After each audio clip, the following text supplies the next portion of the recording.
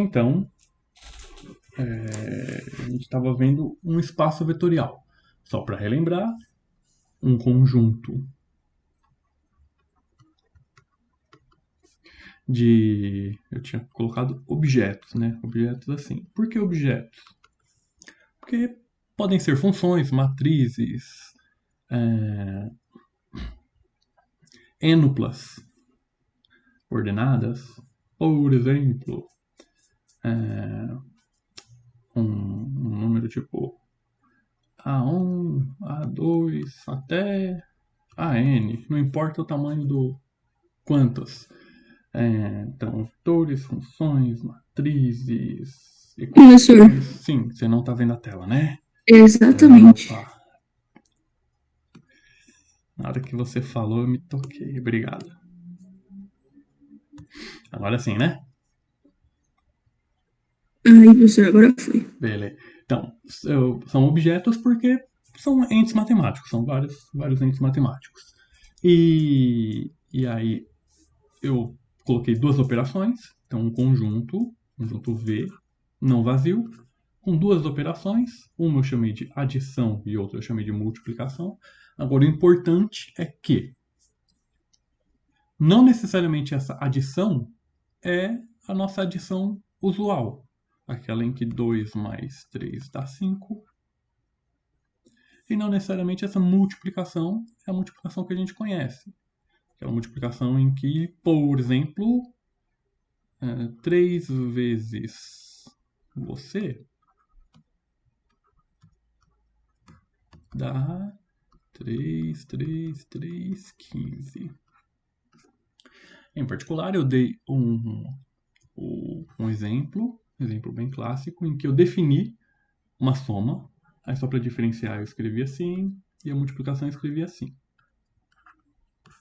E aí, a soma, eu falei que a soma era definido desse jeito.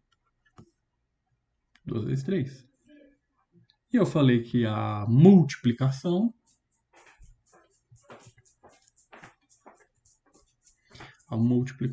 era definida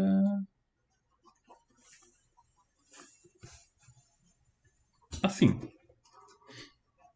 Então, na verdade, a soma desse conjunto aqui é a multiplicação e a multiplicação é a exponenciação. E aí eu consegui mostrar aquelas 8 regrinhas. Então, eu posso falar que aquele conjunto vetorial de números reais positivos, junto com essa soma e junto com essa multiplicação, é um conjunto vetorial. Então a gente tinha 8 regrinhas para mostrar. Beleza. Hoje a gente vai ver algo mais prático, algo mais forte. A gente vai ver o subespaço vetorial. Subespaço vetorial. Então, se W é um conjunto de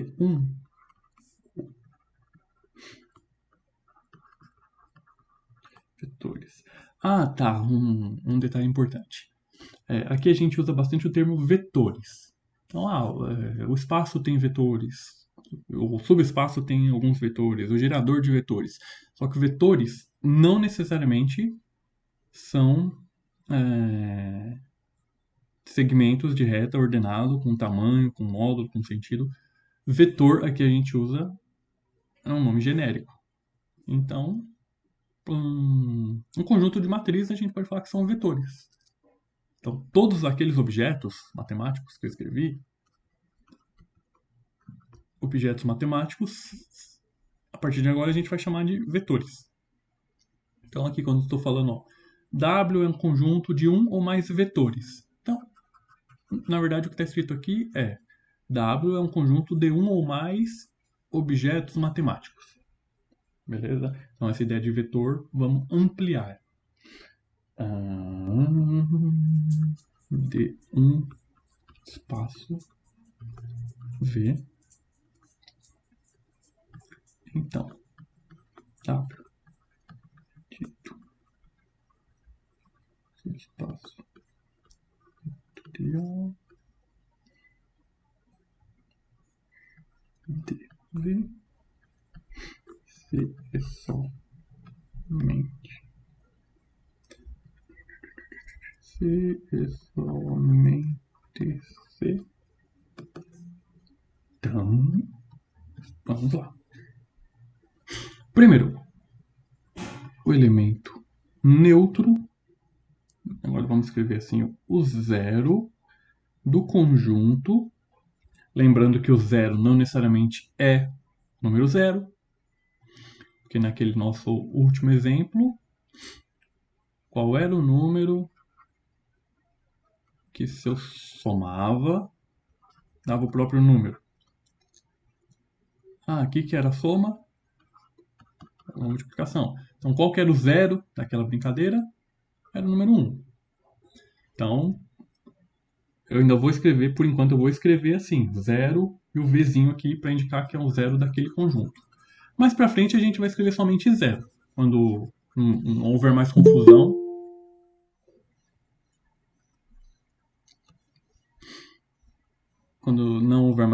a gente vai escrever simplesmente 0.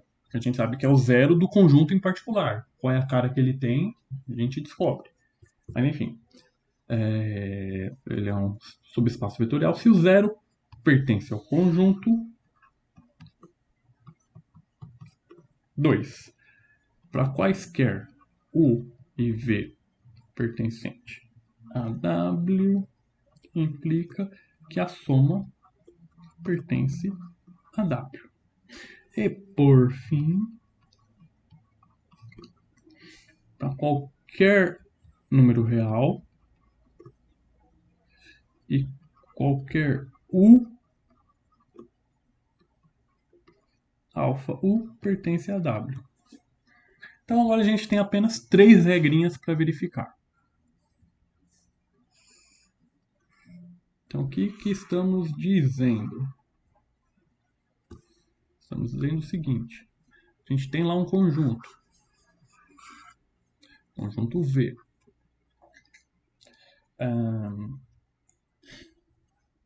Esse conjunto V tinha vários vetores, vários objetos matemáticos. Tinha o V1, V2, tinha o V3, tinha um elemento neutro em algum lugar, tinha o V4 e assim por diante. Tinha vários elementos. A gente de alguma forma mostrou que esse era ou não era um espaço vetorial. Então, supondo que ele fosse um espaço vetorial, agora a gente quer um conjunto mais específico. Então, vamos usar um exemplo com pares ordenados. Então, vamos lá. O 0, nesse caso, é esse aqui. Aí tinha o 1, 1. Tinha o 1, 2.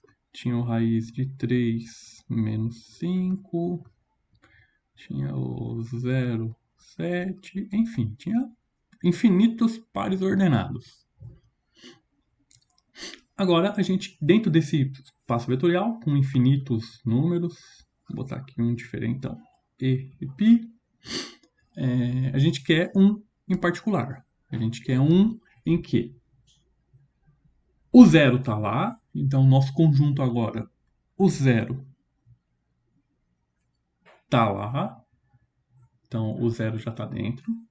Aí a gente quer que, o nome disso aqui, dessa propriedade, é ser fechado para a soma. Então, vou dar um exemplo que funciona para ficar bem claro. Deixa eu pensar. Então a gente tem lá pares ordenados. Então vou colocar o 0, 0 aqui. Vou colocar o 1, 1. Vou colocar o 2, 2.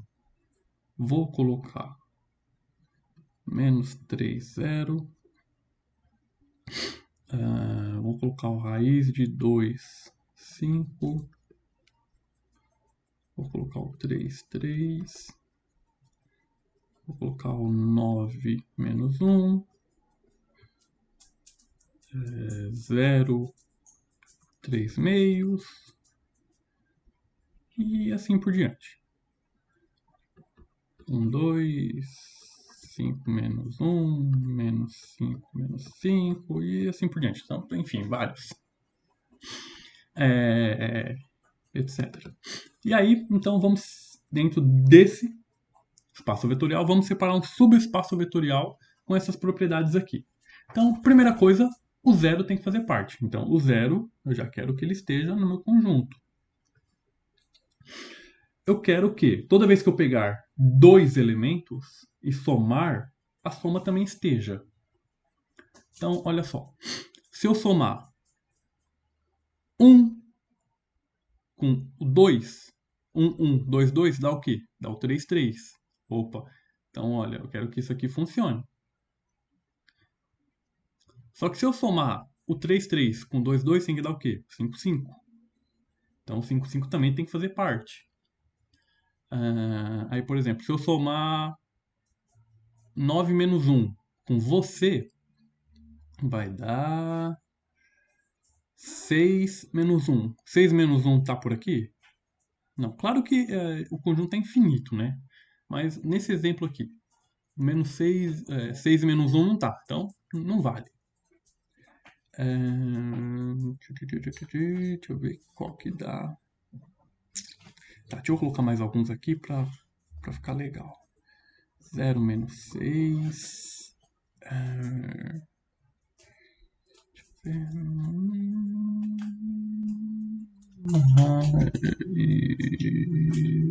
Raiz de 2.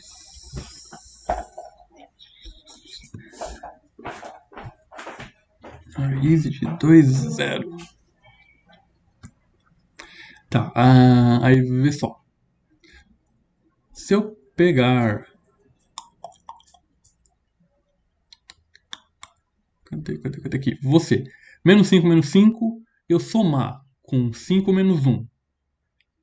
Se eu somar, você vai dar 0 e menos 6. Opa, o 0 e menos 6 está aqui. Então você vai pensar, então esses três caras aqui, vou ter que incluí-los.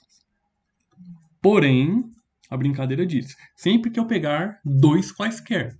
Então, se eu somar o 2, 2 com 0 menos 6, vai dar alguns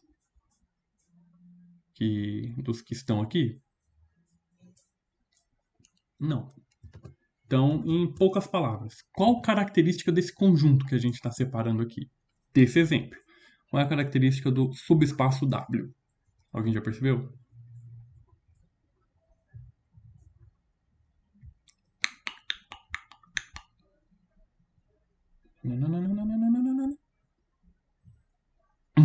Tá bom. A característica é que as duas coordenadas sejam iguais. O que eu estou dizendo aqui? Então, na verdade, o meu W aqui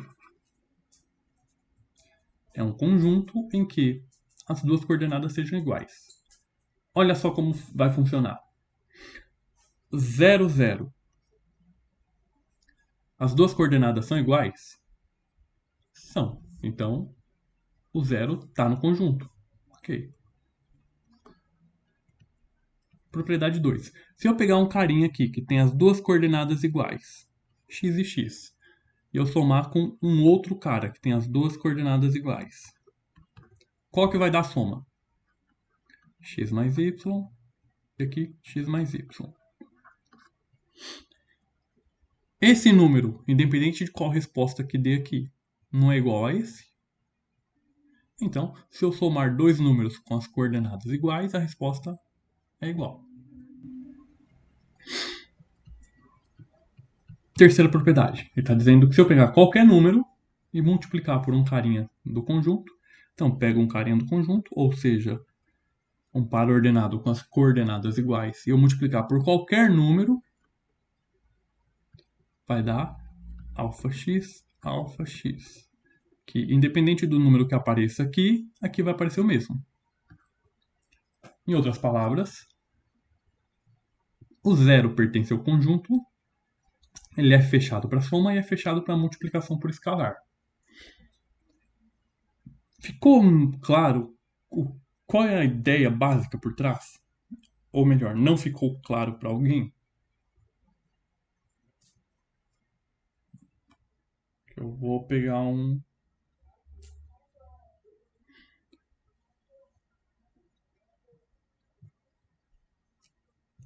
Bom, ninguém falou nada. Vamos pegar um próximo exemplo.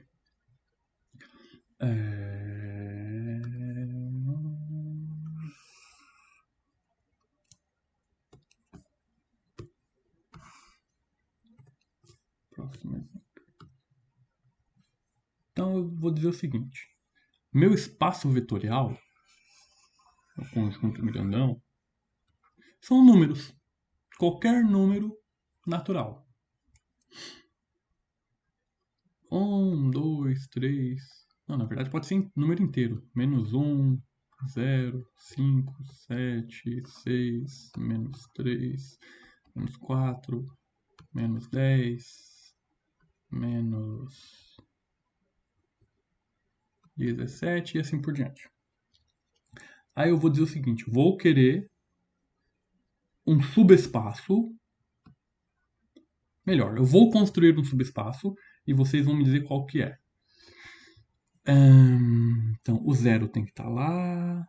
Vou colocar você, vou colocar você, vou colocar você, vou colocar você, e assim. E, claro, aqui vão ter outros infinitos números, mas eu quero. Esses aqui estão como exemplo. Tem mais infinitos números aqui fora e mais infinitos números aqui dentro. Qual é a característica desse subespaço que eu separei?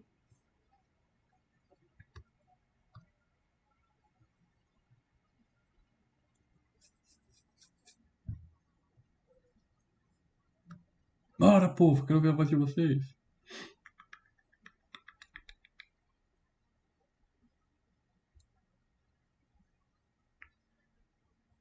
Vou selecionar aleatoriamente um, hein? É o castigo. Não, não é castigo. Números podem se anular. Não. Nesse conjunto aqui, a característica de todos os carinhas que eu botei no W é uma outra. Tem uma outra característica. Opa! Tem um número aqui que tá aqui, mas não deveria estar. Esse número não deveria estar lá dentro.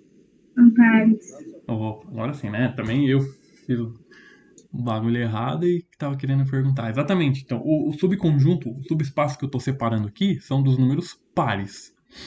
Então, vamos ver se isso aqui realmente é um subespaço. Então,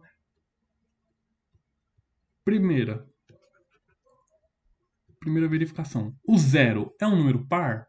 O que é um número par? É um número que eu posso escrever da forma 2 vezes alguém. 2 vezes alguma coisa. O zero é par?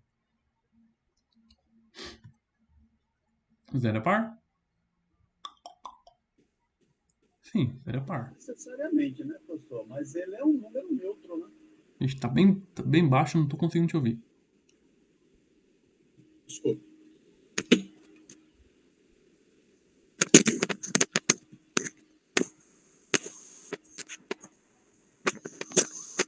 Melhorou? Opa, agora sim.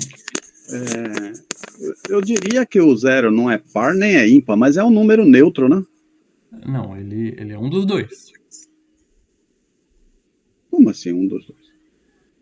Um número par é um número que eu consigo escrever da forma 2 vezes alguma coisa.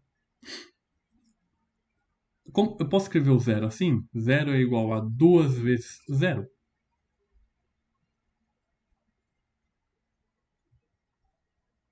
Sim. Então zero é par.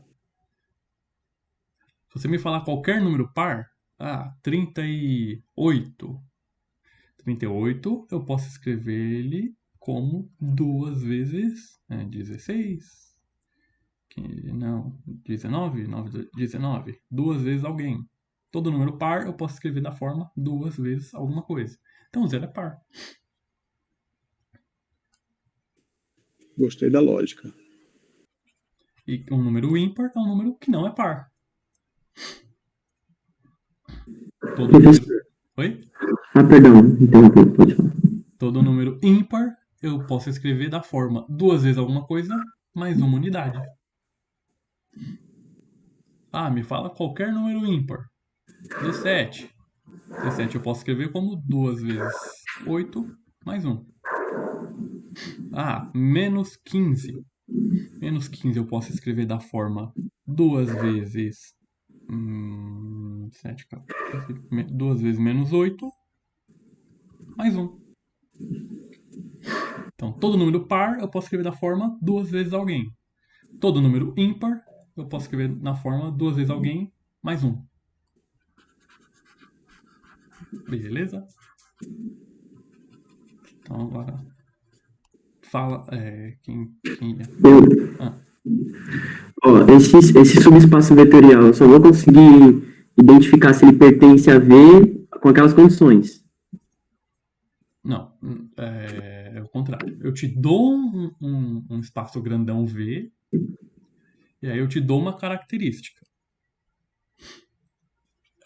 Aqui a gente tá fazendo uma brincadeira, mas na verdade a brincadeira é o contrário. Eu te dou o espaço V grandão, e te dou a característica, e você me mostra se ele é um subespaço. Tá. A gente vai ver como funciona na real. Aqui é só um exemplo pra gente pegar o fio da meada.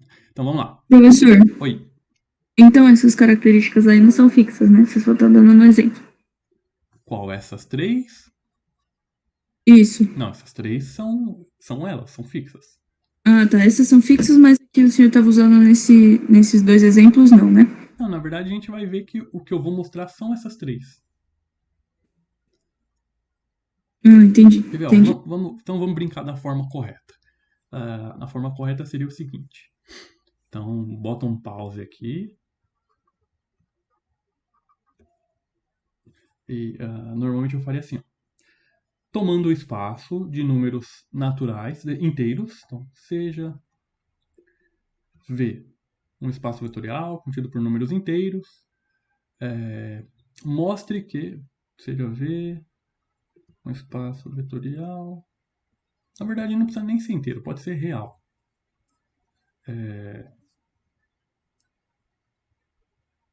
Um espaço vetorial. Mostre que o conjunto dos números pares formam um subespaço vetorial. Então vamos lá. Então agora eu te dei conjunto de números quaisquer, mostre que o conjunto dos números pares formam um subespaço vetorial. Então o que você vai ter que mostrar? Você vai ter que mostrar essas 3 coisinhas. Então, primeira regra diz o seguinte: o zero. Bom, vamos lá. Qual é a característica que eu dei do subconjunto, do subespaço? A característica dele é ser número par. Então vamos lá. Primeiro, o zero. O zero é um número par? Acabamos de ver que sim. Sim, zero é um número par, porque em particular eu posso escrever o zero como 2 vezes alguém. Então, ok, o zero está nesse conjunto. 2. Se eu pegar quaisquer 2 números pares e eu somar, a resposta vai dar um número par? Então, o que eu estou dizendo é o seguinte: ele é fechado para soma? Ou seja, se eu somo 2, a resposta continua no conjunto? Bom, intuitivamente a gente pode dizer que sim, né? Vamos somar com 2 números pares, quaisquer. 2 mais 2 dá 4. 4 mais 12.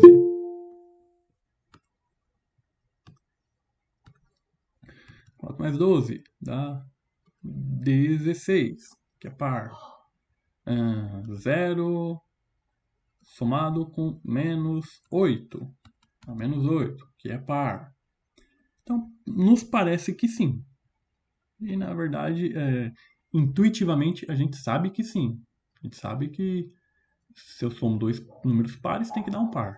Mas aqui não pode ser no achismo, a gente tem que mostrar. Então vamos lá. O que eu estou dizendo aqui no 2? Ele está dizendo o seguinte. Se eu pegar dois números que pertencem a esse conjunto, qual é o conjunto?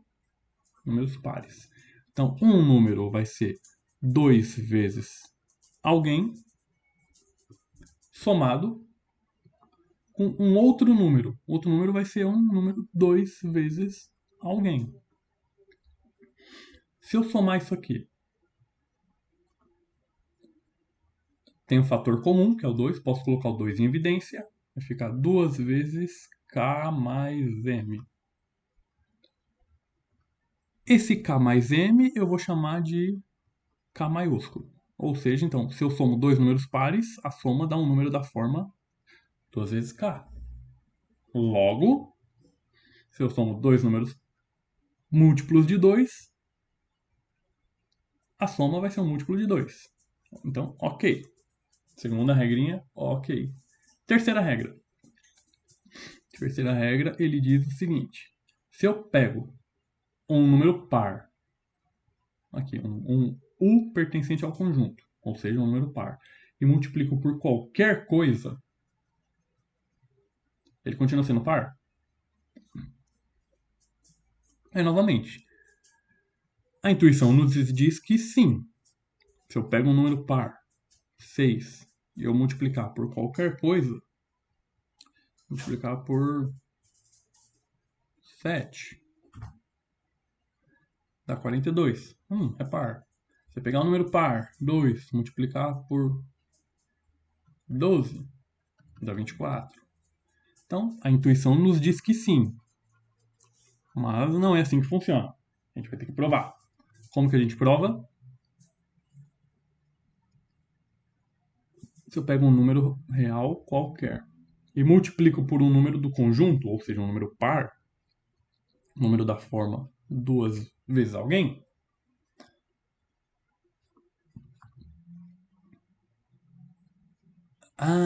aqui a gente está aplicando fortemente a propriedade do espaço vetorial.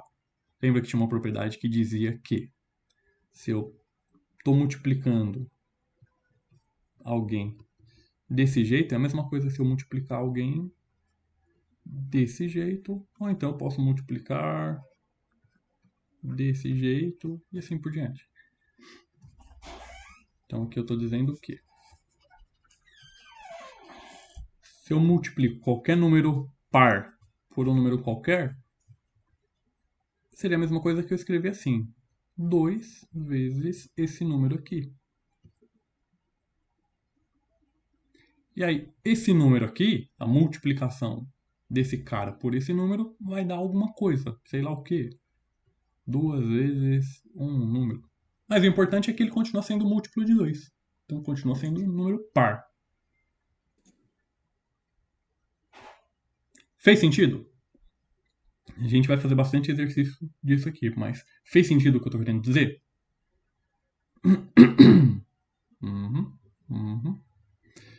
Se multiplicar por 1, ele vira ímpar. Se eu multiplicar por... calma aí, um por vez. Como assim? Se eu multiplicar por 1... Não, se eu multiplicar por 1, ele continua sendo par. Por exemplo, 4 vezes 1 continua sendo 4.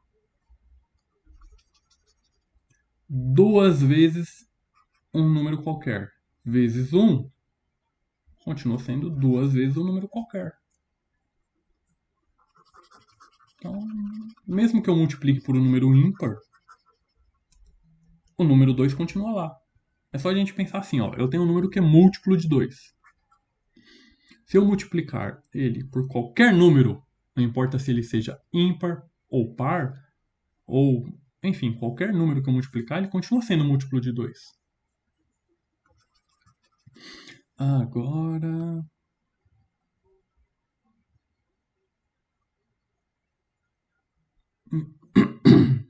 Calma lá.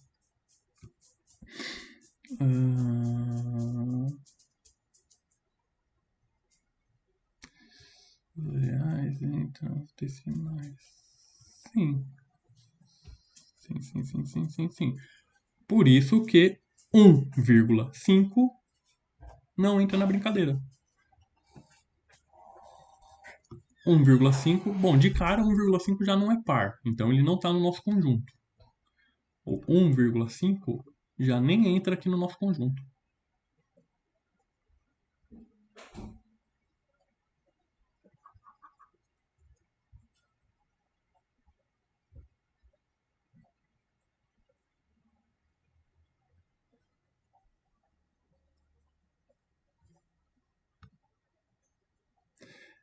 A exceção da regra, de fato, para multiplicação não tem muita crise.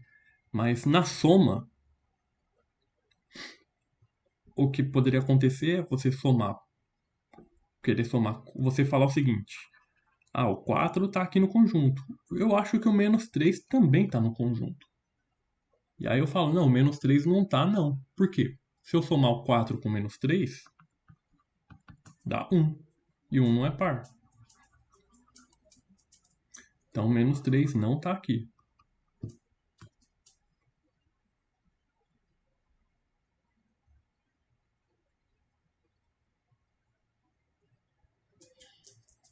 Hum... Hum...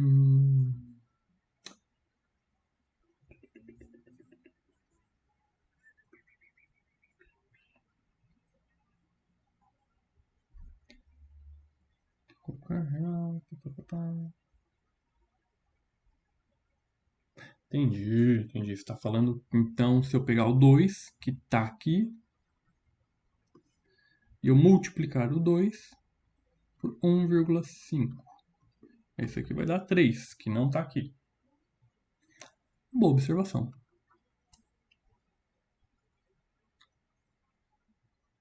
Boa observação. E sabe o que isso quer dizer, então? Ó, perfeita observação. Quem foi? Arthur. Então, sabe o que o Arthur acabou de fazer com o meu exemplo? Ele acabou de mostrar que meu exemplo não é um subespaço, que meu exemplo foi um exemplo péssimo. Ele achou um furo. Ele achou um furo aonde? Aqui na regrinha 3. A regrinha 3 diz o seguinte: se eu pego qualquer carinha aqui do conjunto e multiplicar por qualquer número, teria que dar um cara do conjunto. E o Arthur acabou de achar um exemplo em que não funciona. Se eu pegar um número par, por exemplo 2, e multiplicar por um alfa igual a 1,5, a resposta dá 3. E 3 não está no conjunto. Então, meu exemplo não funciona. Olha só. Ponto positivo. Não, beleza. Foi perfeito, foi certeiro. Então esse não foi um bom exemplo. Mas você viu que funcionou muito bem para o primeiro, funcionou muito bem para o segundo, e chegou no terceiro, aparentemente estava funcionando, mas o Arthur mostrou que não vale.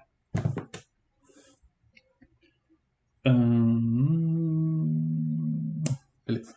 Então, vamos continuar um pouco da teoria, a gente vê mais exemplos em breve. Então, vou abrir uma nova tela. Então, aqui, ó, seja V, mostre que o conjunto dos números pares forma um subespaço vetorial. Não. Esse conjunto, esse subconjunto não forma um subespaço vetorial.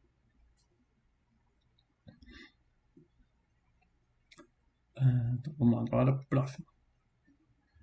E isso é bem comum. Para você provar que é um espaço vetorial, você tem que provar aquelas 8 regrinhas. Para você mostrar que ele não é, basta você achar uma regrinha que não dá certo. Então, no caso aqui, para a gente mostrar que ele é um subespaço, eu preciso mostrar que vale as 3. Se por um acaso você achar qualquer uma que não vale, aí você já mostrou que não é.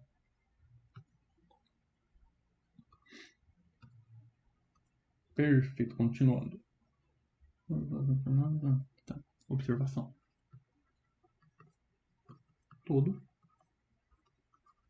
espaço vetorial admite ao menos 2 subespaços chamados triviais. Então, qualquer espaço vetorial V, independente de quais são os vetores aqui, os objetos matemáticos, ele sempre vai ter pelo menos 2 subespaços. Só que são 2 subespaços sem graça. Um subespaço W seria o próprio V. Eu pego todos os elementos do próprio conjunto. E o outro, eu pego ninguém. Eu pego o vazio.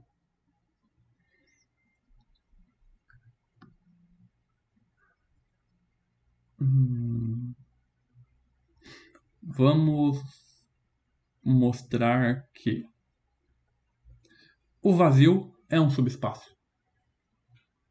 Então, todo espaço vetorial admite ao menos 2 subespaços chamados triviais. Ele próprio e o vazio.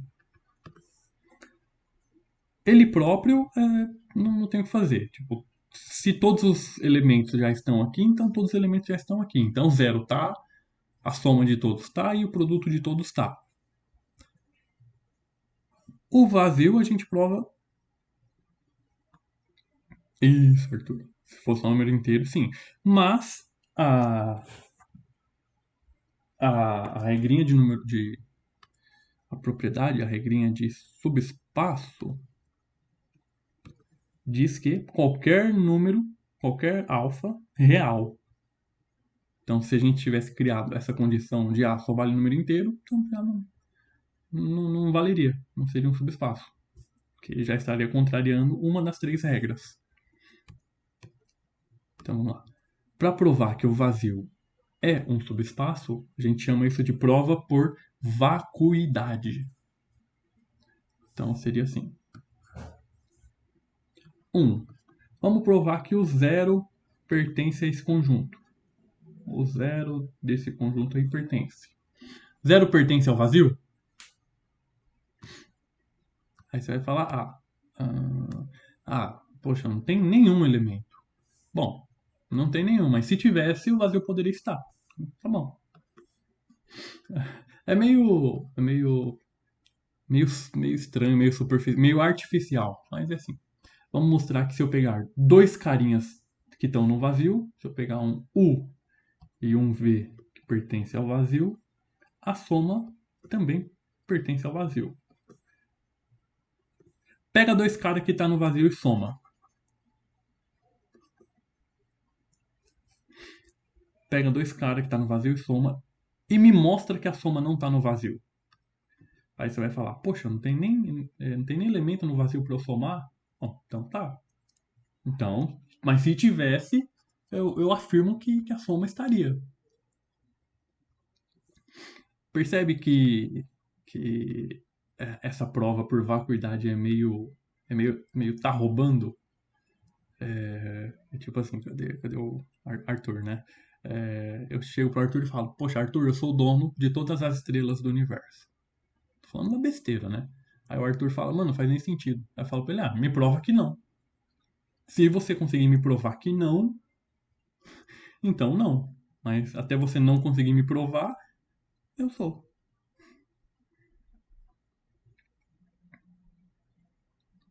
É tipo isso mesmo. Faz sentido mesmo não fazendo.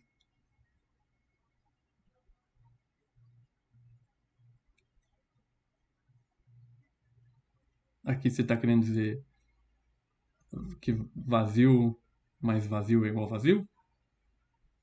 É um jeito de provar também. Vazio mais vazio é igual a vazio. Aí, terceira, se eu pegar qualquer número real e multiplicar por algum elemento que está no conjunto vazio, a resposta vai dar um cara que está no vazio. Aí, novamente, mas não tem nem elemento. Acho, não é problema meu.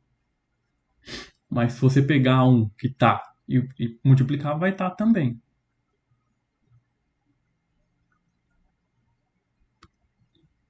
Então, isso seria uma prova por vacuidade. O conjunto vazio, na verdade, ele funciona bem com todo mundo, porque ele não tem elemento. Então, você consegue mostrar que tudo vale e, ao mesmo tempo, tudo não vale. É legal que dá para mostrar que o conjunto vazio é um conjunto aberto e, ao mesmo tempo, ele é um conjunto fechado. Mas isso é outra história. Não vem ao caso. Fica só como curiosidade. Mas, enfim, o importante é mostrar que todo espaço vetorial admite pelo menos 2 subespaços. Ele inteiro e o conjunto vazio. Professor, Sim. por curiosidade, como seria aberto e fechado ao mesmo tempo? Tá. Essa aí é nova, nunca vi isso. Tá. Você ia precisar de umas ferramentas que se vê em topologia da reta, mas seria mais ou menos assim, ó. Um conjunto. Tá, vamos pensar assim. A gente tem um conjunto C dentro de um espaço universo. Tem o C e aqui fora tem o complementar do C. O nome não foi bom. A e o complementar do A. Então, tem o conjunto e tudo que tá fora não faz parte do conjunto. Então, é meio que assim. Se o conjunto A for aberto, então o complementar tem que ser fechado. E vice-versa. Se o A é fechado, o complementar tem que ser aberto. Aí a gente usa a prova meio que por vacuidade também. A gente pega assim, ó. Para eu mostrar que o vazio é aberto, qual é o complementar do vazio? São todos os números reais na reta. Então, isso em R, os reais. Então, o complementar do aberto, do vazio, é o R, que é fechado. Por que é fechado? Porque todo mundo tá lá. E aí... Deu para entender mais ou menos. Parece engraçado quando eu fiz um curso há muito tempo atrás de física teórica, lá na Pafunda, e aí falava sobre multiverso, e falava muito sobre matéria escura e matéria branca. E parece muito a explicação que o professor deu sobre conjunto, sobre pertencer e não pertencer. Que é desse jeito que descobriram que existe a matéria escura. Porque você vê uma coisa e tem que existir a outra. Faz sentido. Entendi. E aí, ao mesmo tempo, se você pensar o seguinte: não, mas eu mostro que o R é um conjunto aberto. Por quê? Porque toda vez que eu pego um intervalo do R, ele está nele mesmo. É uma característica de conjunto aberto. Se eu pegar uma bola aberta, ele está todo incluso aqui. Então eu consigo mostrar que o R é um conjunto. Qual a primeira coisa que eu tinha feito? Fechado? Então, fechado, aberto. Tá, então eu mostro que o R é aberto. Então o complementar do R tem que ser fechado. Então é meio que assim, eu uso essa regrinha do complementar. Eu mostro que o R é aberto, então o vazio tem que ser fechado. Só que eu também consigo mostrar que o R é fechado, então o vazio tem que ser aberto. Mas só uma curiosidade de passagem. Show. Umas doideiras malucas aí.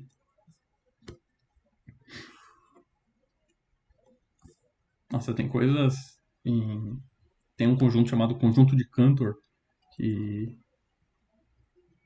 Nossa, outra hora que a gente tiver mais tempo eu falo. Mas é uma das coisas mais bonitas e malucas que eu vi. Mas vamos lá, vamos pegar um exemplo agora, um exemplo de verdade. Exemplo. O conjunto U igual XYZ pertencente a R3, ou seja, ternas ordenadas, tal que, eu coloquei uma regra, x é igual a y é igual a z. Mas esse é o exemplo trivial, um exemplo clássico. Então eu tenho lá um conjunto com infinitas ternas ordenadas, 0, 0, 0, 1, 2, 5, menos 1, 3, menos 8 e assim por diante. Infinitos. São todas possíveis. E aí eu peguei um conjunto em particular em que as 3 entradas, os 3 valores são iguais. Vamos mostrar que isso aqui é um subespaço vetorial. Vamos mostrar que esse U é um subespaço. Bom, nesse caso é fácil, né? O 0 pertence a U. Por que o 0 pertence a U? Qual que é o 0 dessa configuração? O 0 é assim. E a primeira é igual à segunda, que é igual à terceira coordenada? Sim. Esse é igual a esse, que é igual a esse. Então, primeira, ok. Meio que a gente eu acabei de dar esse exemplo para R2, né? Segundo, ele é fechado para soma? Vamos ver. Então, se eu pegar um elemento de U e pegar um outro elemento qualquer de U e eu fizer a soma, então, x somado com y. O que dá aqui? X mais y, x mais y, x mais y. Não sei qual é a resposta, não me importa. O importante é que o número que aparece aqui, também aparece aqui, também aparece aqui. Então, ok.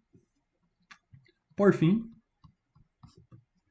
se eu multiplicar um alfa qualquer por um carinha dessa forma, a resposta vai ser alfa x, alfa x, alfa x. Esse cara é igual a esse, que é igual a esse. Então, esse exemplo aqui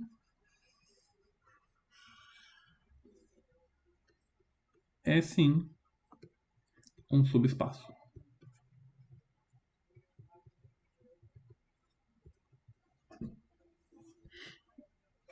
Tudo bem? Faz sentido?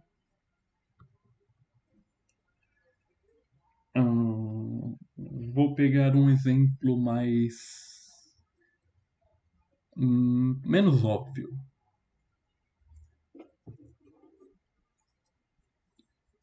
Vou abrir uma nova tela.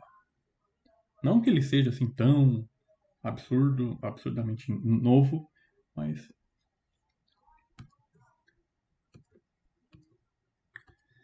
então vamos lá.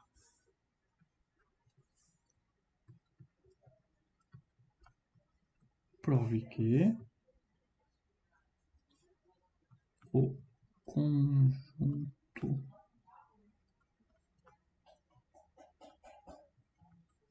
das matrizes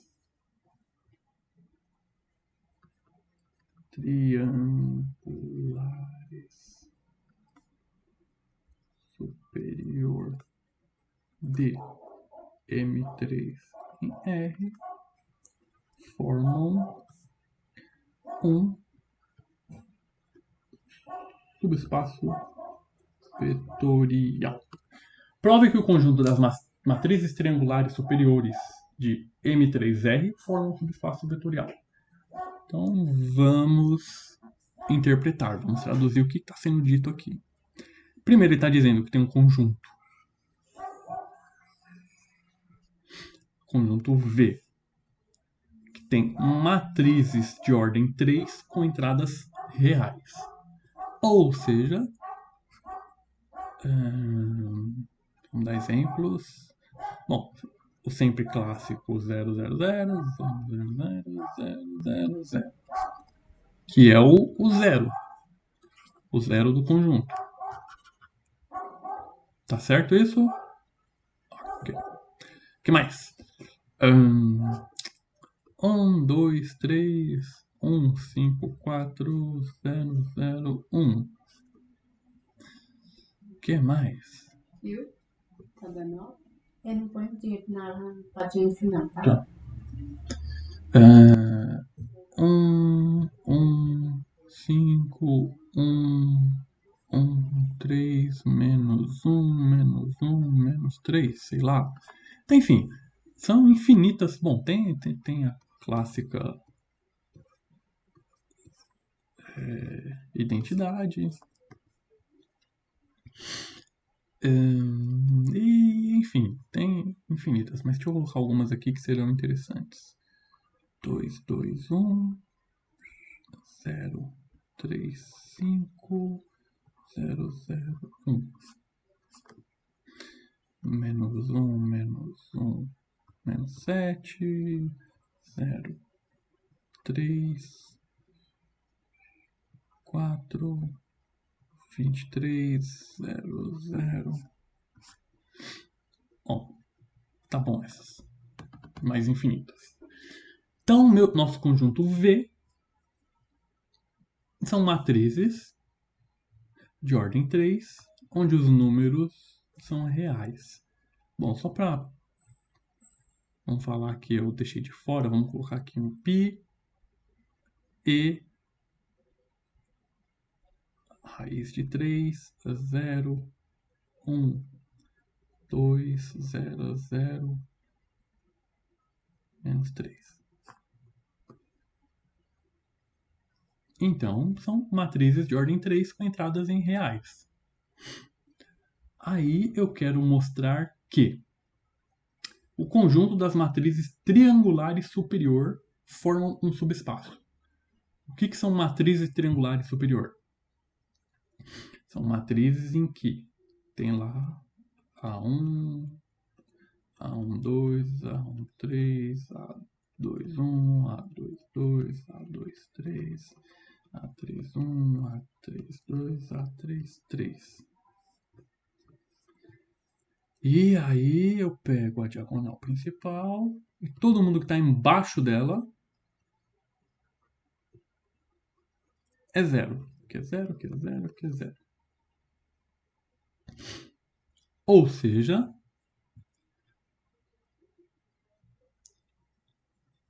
esses três números são zeros e eu estou preocupado em olhar esses aqui apenas. Beleza? Então a gente vai mostrar que o conjunto que tem essas matrizes em particular, dentre todas essas, deixa eu botar uma genérica aqui. A11, A12, A13, A21, A22, A23, A31, A32, A33. Então eu quero mostrar que essas em particular formam um subespaço. Elas formam um conjunto especial. Vamos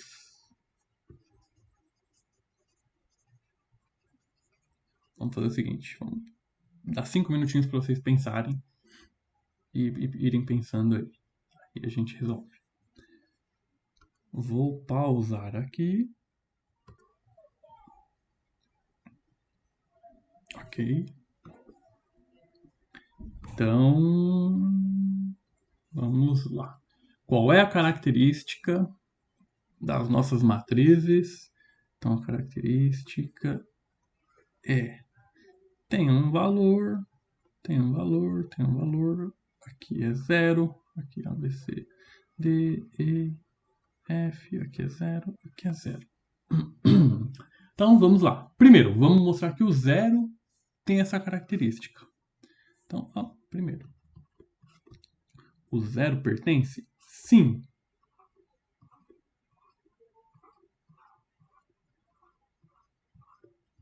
Por quê? Porque se eu olhar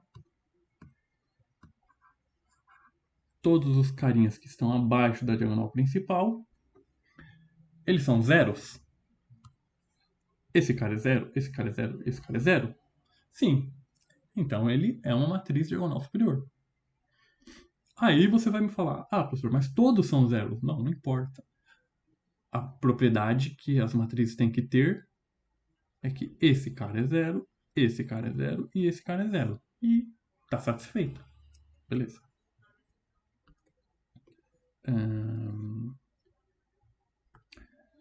Segundo, se eu pegar duas que tem essa característica, ou seja, se eu pegar uma matriz A, B, C, D, E, F, 0, 0, 0, e eu somar com uma L, M, N, O, P, Q, 0, 0, 0. Se eu somar essas duas, o que vai dar? vai dar um A mais L, B mais M, C mais N, 0 mais 0, 0 mais 0, D mais O, bom, esse aqui não foi um bom número, né? R, D mais R, E mais P, 0 mais 0, F mais Q. Ou seja, eu somei dois carinhas que têm essa característica e a resposta, não importam os números que vão aparecer aqui, não me importam, o importante é que esses três sejam zeros. E de fato aconteceu. Por fim, vamos mostrar que ele é fechado por produto. Ou seja, se eu pegar qualquer número e eu multiplicar por uma matriz que está nesse conjunto aqui, que vai ser da forma A, B, C, 0, 0, D, B, C, D, vai dar o quê? É a mesma coisa que eu multiplicar por todos os valores. Alfa A, alfa B, alfa C, alfa 0, alfa 0, alfa D, alfa 0, alfa E, alfa F. Então, novamente, a resposta, esse e esse continuam sendo zero? Sim. Então, ok. Então, esse conjunto das matrizes triangulares superiores formam um subespaço vetorial. Por quê?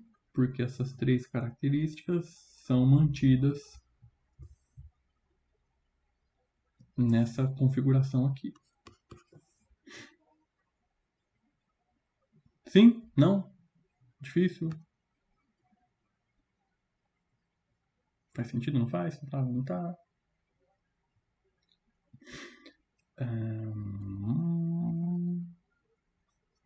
Então agora vocês ainda têm tarefinhas, né? Mostrar que são espaços vetoriais, são aquelas 8 itens, mas mais importante do que isso. Aí alguém tinha perguntado na aula passada, mas eu sempre vou ter que mostrar todas essas 8 propriedades? Então, isso aqui é mais forte. Mostrar que é um subespaço é mais forte. Então, normalmente a gente está preocupado não com o espaço vetorial, mas com o subespaço, com esses elementos aqui.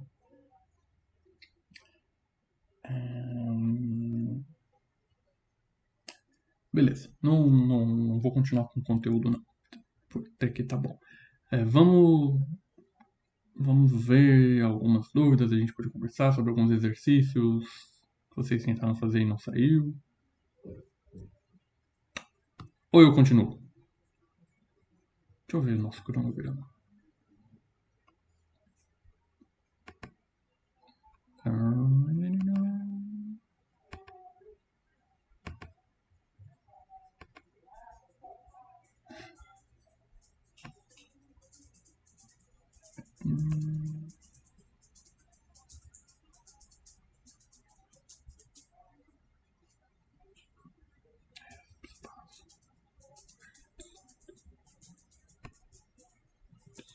Tá.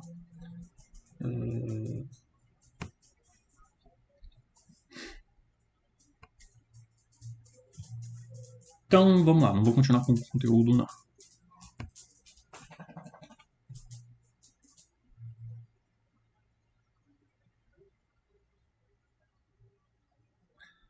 Exatamente, William. O subespaço vetorial só existe em um espaço vetorial. Então, por isso que eu falei que é mais importante, mais forte. Se eu provo que ele é um subespaço, então, obviamente, ele é um espaço. O contrário já não é verdade. Nem todo espaço vetorial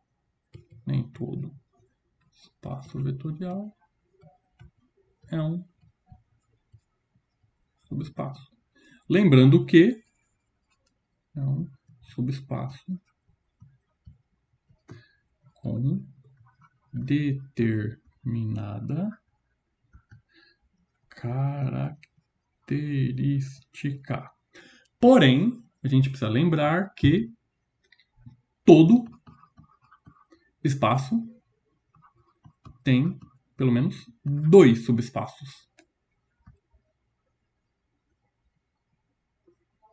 Sim, se você mostra essas 3 propriedades, você já ganha que é um espaço vetorial. Então, nem todo espaço vetorial tem subespaços vetoriais com determinadas características. Mas lembrando, todo espaço tem pelo menos 2 subespaços triviais, que são sem graça, que é ele inteiro, ele próprio e o conjunto vazio. Então, todo espaço vai ter pelo menos esses 2, mas a gente não considera, quer dizer, não considera não, né? Tipo, são pouco importantes. O importante são os que têm alguma característica em particular. Por exemplo, a gente tentou pegar dado todos os números reais, vamos tentar ver só os pares. Aí não deu certo. Mas enfim. Vamos lá.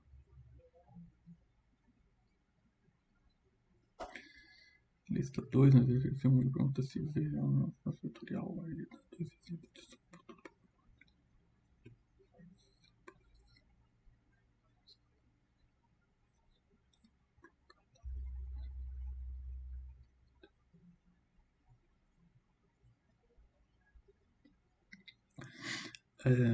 Calma aí, vamos responder o Arthur primeiro, que é mais rápido. Caramba, minha câmera não tá mais ligando. Será que bugou? Bom, não importa. Então, Arthur, de fato, isso aqui é uma introdução, isso aqui é uma base teórica para alguns conteúdos que talvez vocês verão mais na frente.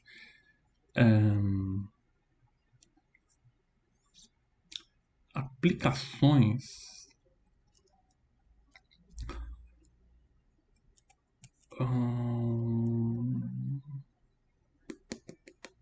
Deixa eu ver uma aplicação que faça sentido já nesse início.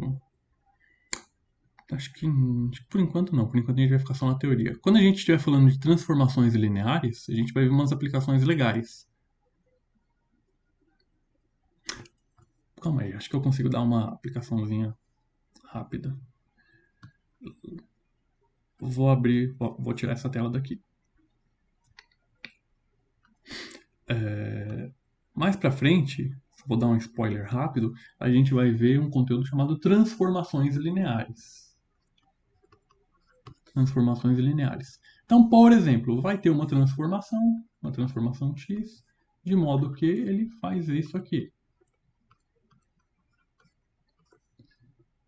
Deixa eu pensar.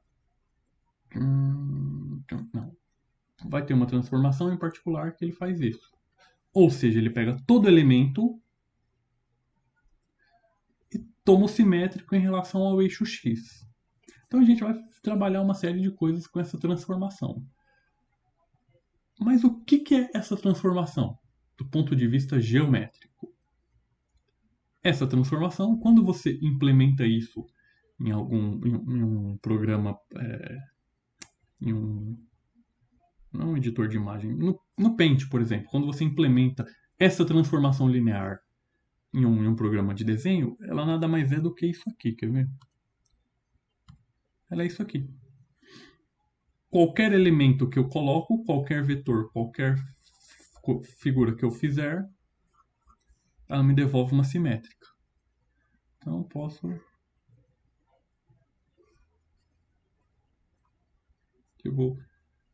Isso aqui que eu estou fazendo é uma transformação linear. A transformação linear, rotação em relação ao eixo x.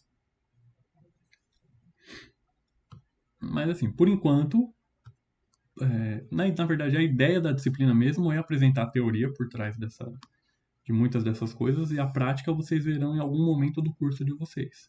Mas só uma curiosidadezinha marota. Isso mesmo.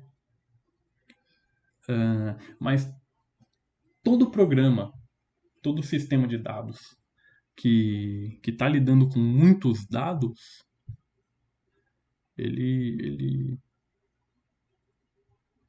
usa, de alguma forma, álgebra linear, cálculo numérico. Mas enfim, vamos lá ver a vitória. Lista 2, exercício 1. Opa, estava lá já. Lista 2, exercício 1.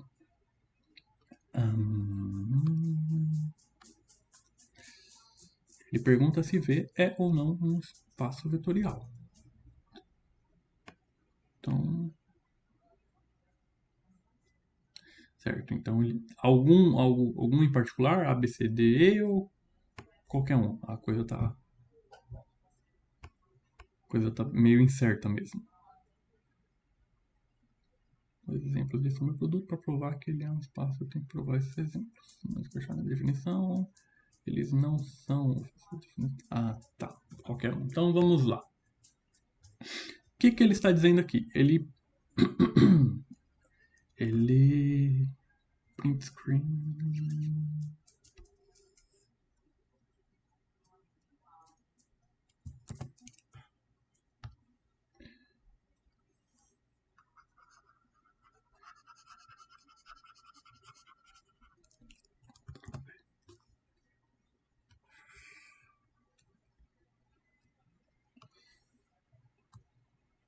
Verifique. Sobre as operações. Então vamos lá. Então aqui ele dá um conjunto de números, conjunto de pares ordenados. Então ele fala que o nosso conjunto, o conjunto V, são pares ordenados, pertencentes a R2, tal que o X e o Y são números reais. Aí ele define duas operações, a operação de soma e a operação de produto. E aí, como eu disse lá, tem uma terna com uma soma e um produto. Mas a soma não é a soma usual, que a gente conhece, a conta de mais, e o produto não é a conta de vezes. Ele definiu aqui de um jeito todo específico, todo particular. Então ele quer mostrar que isso aqui pede para você mostrar se é um espaço vetorial. Aí foi o que eu disse. Foi o que eu disse agora há pouco. Para você provar que é...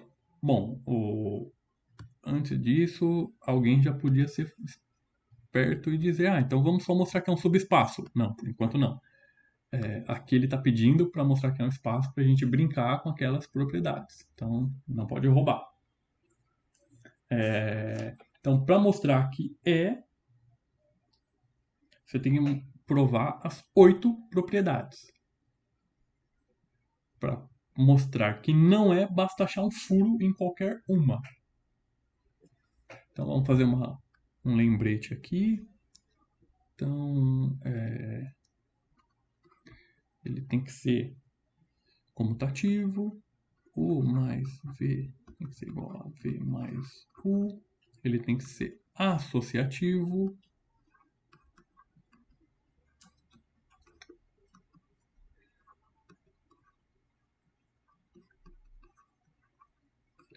Tem que existir um carinha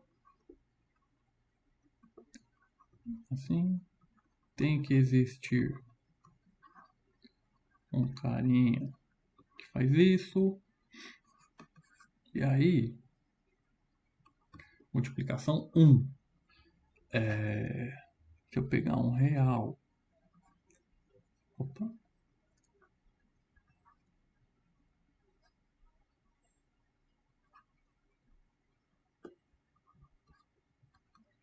A mesma coisa aqui.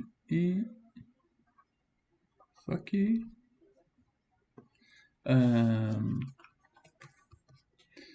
Tem que existir um cara.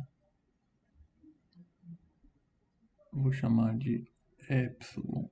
Se eu fizer isso, tá? Isso aqui. E aí as distributivas.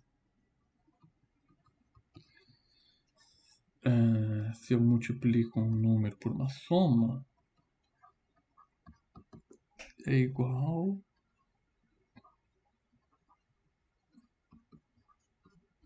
seria o equivalente à distributiva, e o último é a distributiva. Opa. E o último é a distributiva assim, né? Se eu tenho você. Não. Fugiu.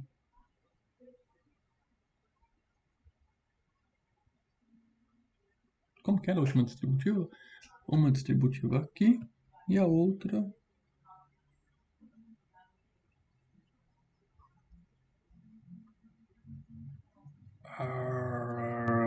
alguém lembra? Alguém lembra?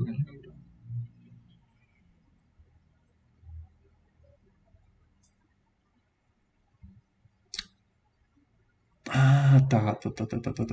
Lembrei. Em vez de somar os vetores, eu somo os escalares e aí multiplico pelo vetor. Isso aqui tem que dar o quê? Alfa U somado com beta U. Pronto, a distributiva tanto na soma dos vetores quanto na soma dos números. Então pronto, aqui mostrar essas 8 propriedades. Lembrando que a soma é isso aqui e o produto é isso aqui. Então vamos lá. Primeira. E novamente, o que a gente tem como ferramenta? Somente, a gente só pode usar como ferramenta números reais. Então vamos lá. Se eu pegar qualquer carinha, x1, e eu somar com x2, y2, o que a soma nos diz? Nos diz que é a mesma coisa que eu somar a primeira coordenada com a primeira coordenada, segunda coordenada com a segunda coordenada. Beleza.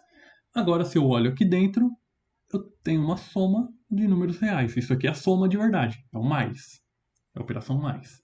Então, aqui eu sei que 2 mais 5 é igual a 5 mais 2. Isso aqui é uma soma. Então, aqui eu posso comutar em pais. y2 mais y1. E aí, eu aplico propriedade contrária. Propriedade da soma.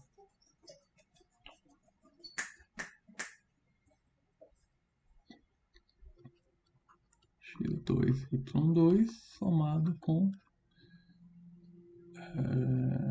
x1, y1. Então, observando aqui e aqui, eu posso afirmar que é comutativo. Eu posso trocar a ordem em pais que não muda o resultado. Então, 1, ok. 2. Eu tenho que pegar um carinha aqui, x1, y1, somado com x2, y2, somado com x3, y3. E eu vou querer mostrar que não importa a forma, quem eu some primeiro, o resultado final tem que dar o mesmo. Então vamos lá, vamos começar. Então fazendo a soma aqui dentro, x1, y1, somado com... O que a soma diz? É só pegar a primeira coordenada com a primeira, x2 mais x3, y2 mais y3. Então aqui ficou uma soma, aqui ficou uma soma. E agora aplicar a propriedade de novo da soma. Eu vou aplicar novamente. Eu pego a primeira coordenada e somo com a segunda. x2 mais x3. y1 mais y2 mais y3. Agora, olhando aqui dentro, a gente tem 3 números reais.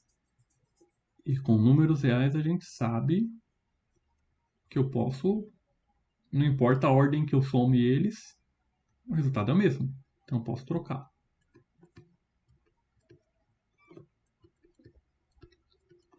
Se a gente entender isso aqui, o espaço vetorial está ganho. O que eu estou fazendo aqui? Eu estou aplicando a propriedade até eu chegar em alguma coisa que eu possa usar. O que eu posso usar? O que eu tenho como ferramenta? Números reais apenas.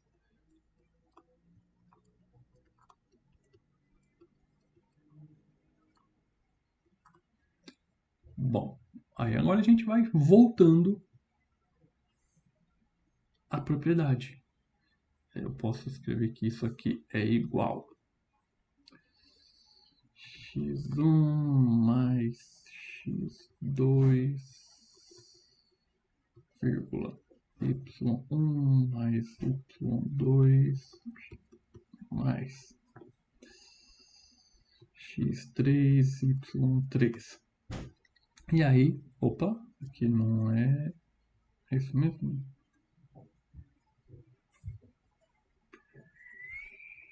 Não.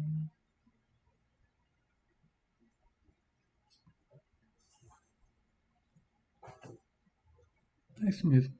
x1 mais x2. E aí aqui eu volto x1, y1 somado x2, y2. Por fim, x3, y3.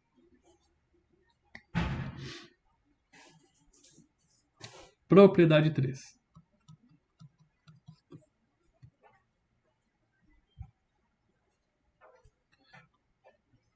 Propriedade 3. Ele diz que tem que existir um elemento neutro. Bom, essa é fácil, né? X1, Y1, do jeito que está a soma, não é muito diferente do trivial. X1 mais 0, x2 mais 0 é igual a x1, x2. Ok. Bom, se a gente for usar um pouquinho de malícia, se a gente usar um pouquinho de lógica,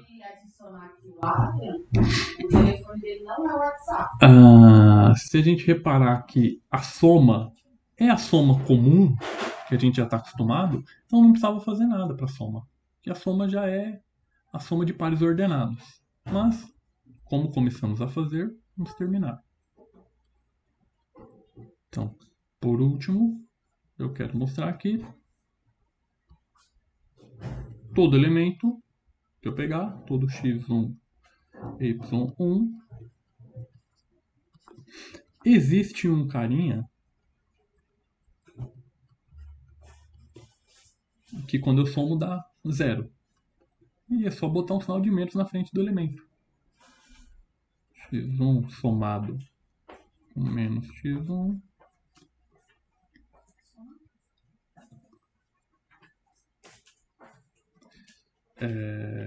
y1 somado com menos y1 igual 0, 0. Então, beleza. Até aqui foi fácil. Na verdade, a gente nem precisava ter provado tudo isso. Agora, a multiplicação é diferente.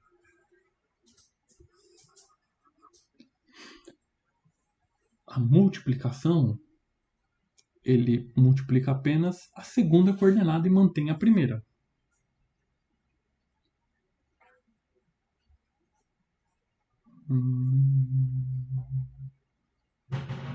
Então, vamos ver. Primeiro da multiplicação. Então, ele está dizendo o seguinte. Se eu pegar um alfa, um beta e multiplicar por um carinha do conjunto, eu quero ver se dá a mesma coisa que se eu fizer isso aqui, né?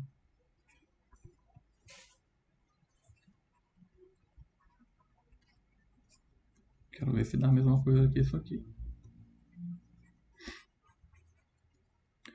Então vamos lá, vamos aplicar aqui dentro.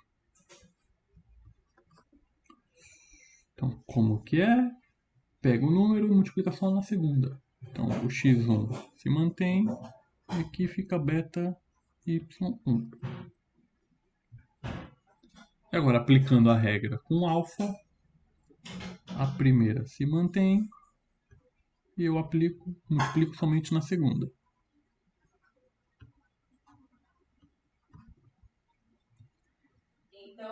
Então, na hora de tirar, não tira esse. Isso aí é aluno bom. Tira outro.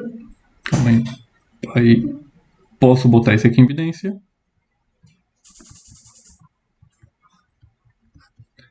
E provei o que eu queria provar. Vamos para a segunda propriedade. A segunda propriedade diz que tem um elemento neutro na multiplicação. E nesse caso é o 1 também. Porque se eu pegar o 1 e multiplicar por qualquer carinha, como que está definido a multiplicação? Pega esse número e multiplica apenas pela segunda coordenada. x1, 1 vezes y1, que é igual a x1, y1.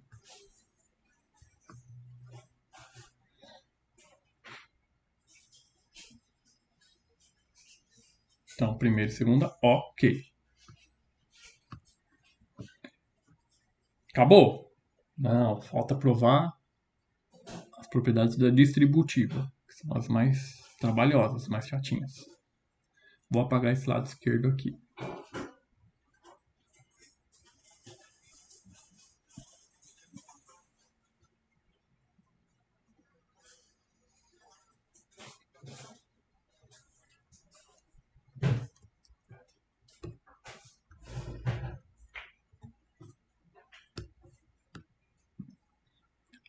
Então,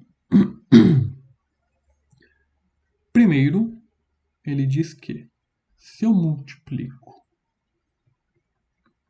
primeiro na distributiva, se eu multiplico por uma soma, então já vamos usar, se eu multiplico por uma soma, eu quero chegar aqui, eu que posso distribuir.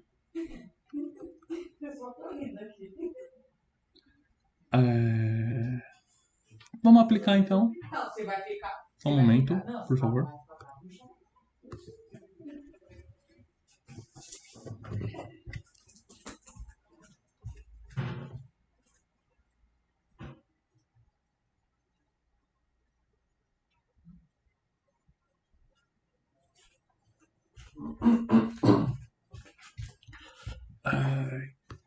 Voltei. Então vamos aplicar a propriedade da soma. A soma é a soma usual, né? x1 mais x2, y1 mais y2. Ok. Agora vamos aplicar a propriedade da multiplicação aqui. Ou seja, pega o alfa e multiplica somente a segunda. Isso aqui seria a mesma coisa do que x1, x2 fica quietinho aí e eu multiplico o alfa aqui. Agora aqui eu tenho apenas números reais. Então aqui eu sei que eu posso...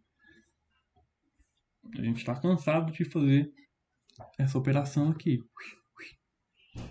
Isso aqui fica x1 mais x2, alfa y1 mais alfa y2. De acordo com a propriedade da soma, eu posso separar isso aqui em duas parcelas. x1 alfa y1 somado x2 alfa y2. Por fim, nossa propriedade da multiplicação diz que eu multiplico um vetor por um número quando só a segunda coordenada está sendo multiplicada. Então eu posso botar esse alfa em evidência e esse alfa em evidência. Ou seja, alfa x1 y1 chamado alfa x2 y2. Pouco trabalhoso, mas chegamos. Conseguimos mostrar que posso distribuir. Falta 1.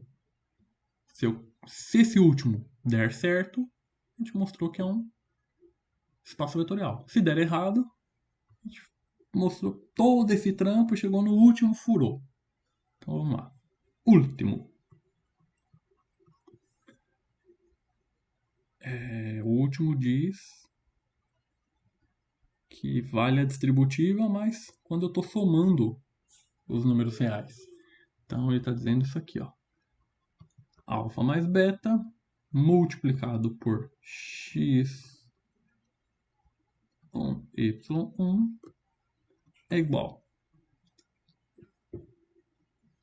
Como que é a multiplicação? É só pegar o carinha e multiplicar pela segunda coordenada. Então, x1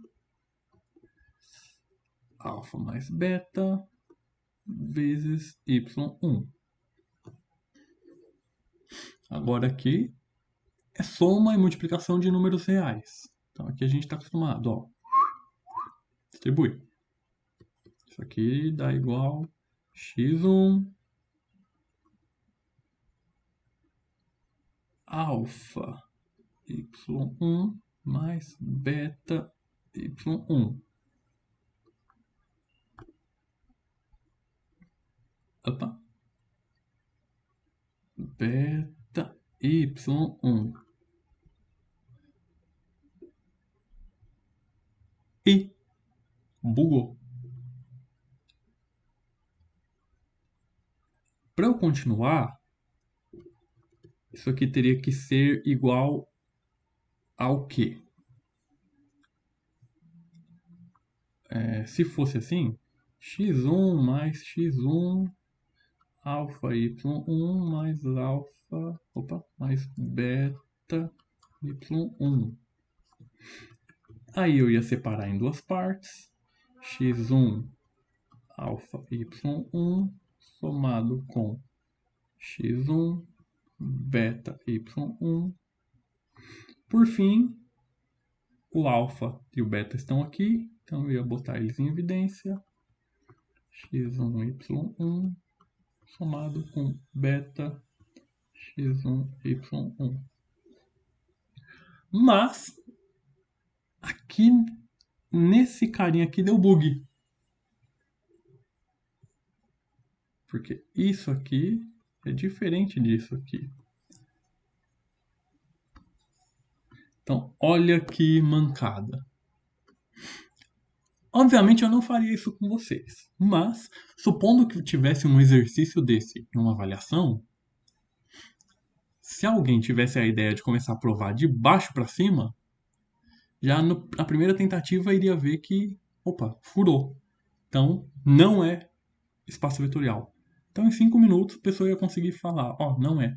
Se alguém começasse a mostrar de cima para baixo, do primeiro para o último, iria, entre aspas, perder tempo, mostrando que todos valem. Quando chega no último, não vale. Perceberam isso?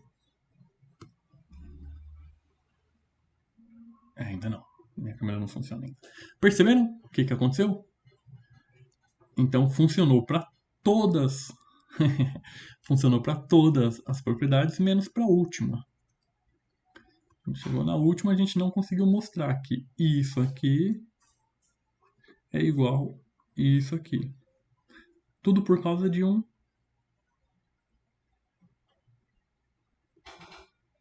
número que fica faltando. Então, mas a brincadeira é essa. Dado um conjunto, no caso aqui os conjuntos são de pares ordenados, e dado uma operação de soma e uma operação de multiplicação, que não exatamente precisam ser as operações conhecidas, as velhas conhecidas por nós, a gente tem que mostrar aquelas 8 propriedades. Se a gente mostra, maravilha. É um espaço vetorial. Se alguma deu um bug, se alguma fura, não é um espaço.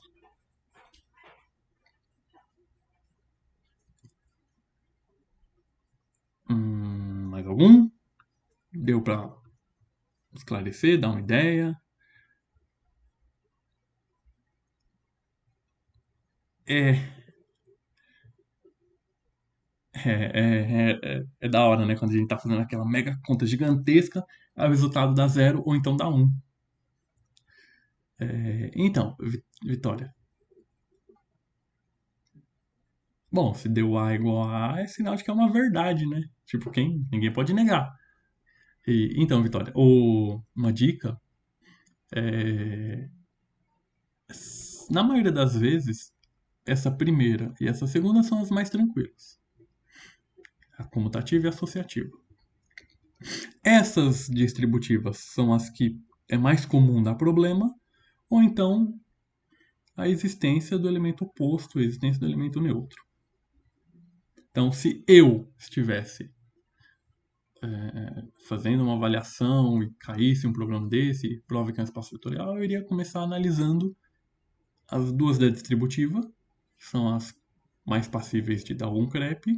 Depois eu passaria para essas duas, da adição, existência do neutro e do oposto, e aí, bom, se essas funcionarem, essas funcionaram, aí essas outras eu ia na ordem que é indiferente.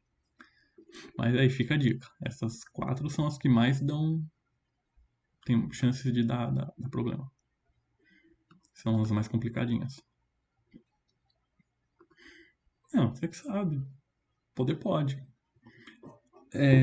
Eu sei que é redundante eu dizer isso, porque eu ia falar, bom, se você tiver com um tempo disponível para estudar com calma, mas tempo e estudar com calma é algo que a gente nunca tem, né, na vida acadêmica. Mas eu diria que vai um por um, porque aí pelo menos você vai praticando. É bem isso mesmo, né? Aí você vai praticando. Mas sim, você pode fazer na ordem que quiser.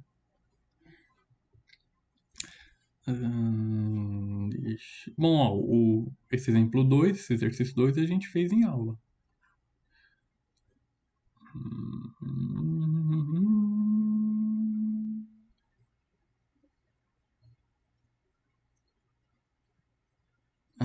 Ó, vou fazer esse 4 aqui. Verifique se S é um subespaço vetorial de um espaço V. E aí aqui ele coloca a condição. Então, vou fazer o 4A. Vou apagar aqui essa bagunça.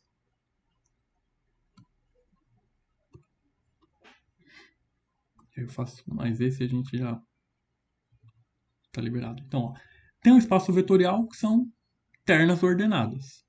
Então, o V é o nosso R3. Então, são ternas ordenadas. Então, o V são vários ternas ordenadas. Menos 3, 5 e 10, enfim, infinitas. 0, 1, 1, 0, menos 3, 8, opa, 0, 0 e 1, e assim por diante. Nosso espaço vetorial são ternas ordenadas, R3. E aí ele pega um conjunto em particular. Ele pega o conjunto S igual ternas ordenadas, pertencentes a R3, tal que. Aí ele coloca a condição. Que a primeira coordenada é 0. Ou seja, ele vai pegar 0, 0, 0. Ele pega você, 0, 1. Aí ele vai pegar você. Então ele vai pegar infinitas. Todas em que a primeira coordenada é 0. E aí ele fala, verifique se há um subespaço. Para verificar se há um subespaço, aqui são só aquelas 3 condiçõezinhas. Então, vamos mostrar a primeira. O 0 está nesse conjunto?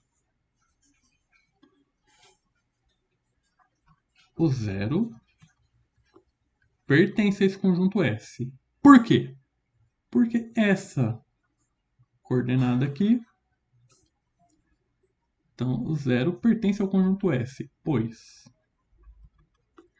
a primeira coordenada é 0. É 0. Que é o que a gente quer. Bom, não, vamos escrever em termos matemáticos. 0 pertence a S, pois x igual a 0. Primeira coordenada aqui é 0. Maravilha. Segunda. Vamos ver se é fechado para soma. Então, se eu pegar um carinha do S é dessa forma aqui. 0yz. E eu somar com outro carinha do S, 0mn.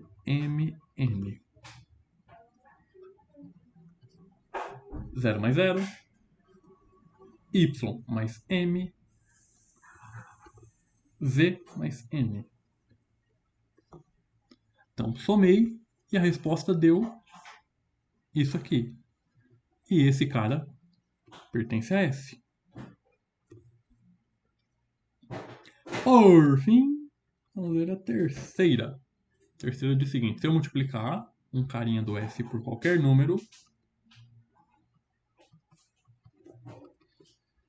vai dar alfa 0, alfa y, alfa z. Qualquer número vezes 0. E esse cara pertence a S, porque a primeira coordenada é 0.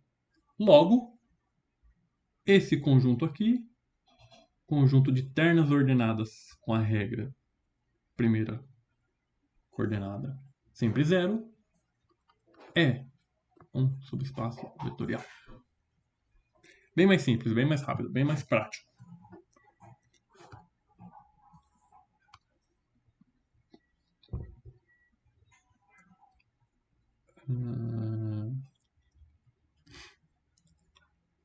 Beleza?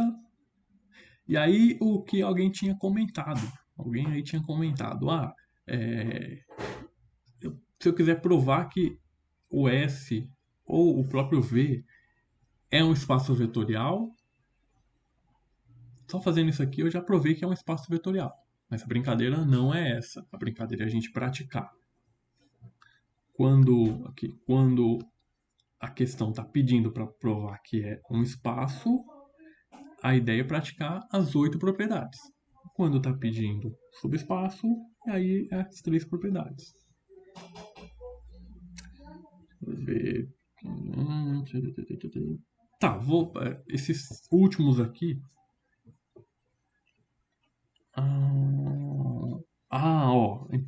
Interessante aqui, ó. O D e o F estão repetidos. D e o F são o mesmo. Aqui no finalzinho tem uma notação mais complicadinha, mas até vocês chegarem lá já deu um tempo. Então você já tem material para ir praticando. Beleza? Acho que por hoje já temos mais que o suficiente, né?